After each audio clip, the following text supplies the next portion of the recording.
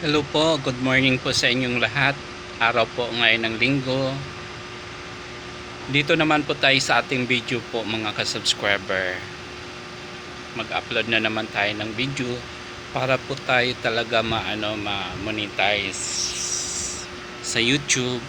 Ang ano ko lang po i-update ngayon tungkol po sa ating bayan, sa ating bansa Pilipinas, dahil po kung hindi po tayo concerned o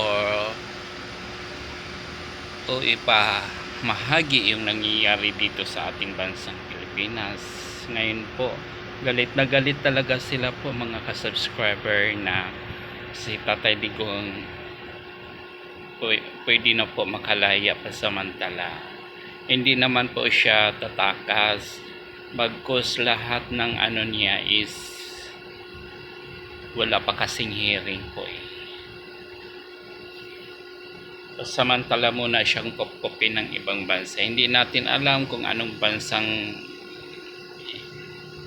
dalhin siya kasi ano po alam po natin po yung matatalo talaga yung kalaban natin, magwawagay talaga si Tatay Digong sa kaso niya. Hayaan natin unti-unti na yan na talagang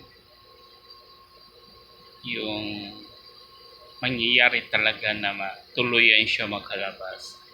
Ang nangyayari din dito po sa ating bansa po, hindi nila tanggap talaga na kung tutuusin po yung impeachment ngayon, parang ano na yan, parang mahirap na yung dinggin kasi yung pinabalik sa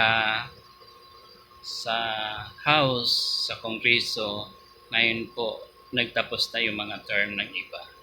Yung pumirma noon, natalo sila, ngayon mahirap na ang maari na lang nilang mag-high knowledge ng panibagong impeachment kung gusto nila i-impeach si Sara.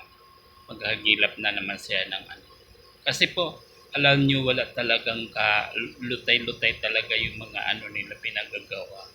Kasi kung talagang may talaga yan, substance, doon na sa Senado, dininig na yan Kaya siguro ang tagal nila pinasa sa Senate kasi alam nila na walang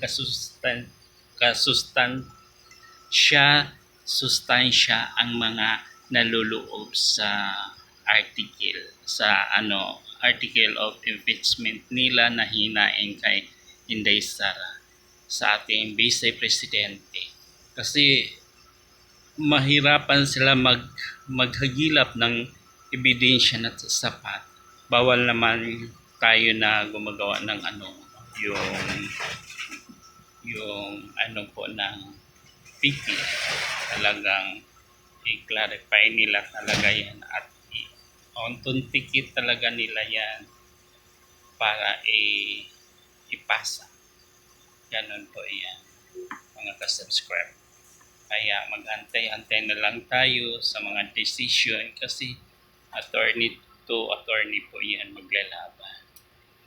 Ngayon, hindi pa pala yan iakyat sa taas sa ombudsman kasi president ang pwede lang maghukom noon is president sa vice president, senate president na ang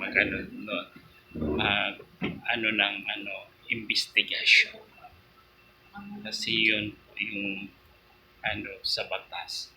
Kaya may karapatan po yung Senate na ipabalik sa Kongreso kasi walang sapat na mga basihan or walang kaaya-aya siguro.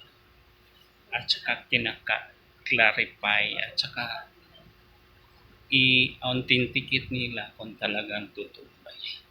Ayan po, hanggang dito na lang po ang video natin po mga ka-subscriber.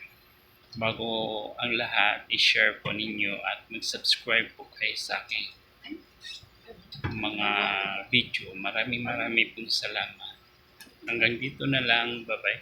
At saka malalaman naman natin kasi ang mali talaga is mali. Ang tama ay tama. hindi manging talagang ano talaga po marami pong salamat po mga kasubscribe.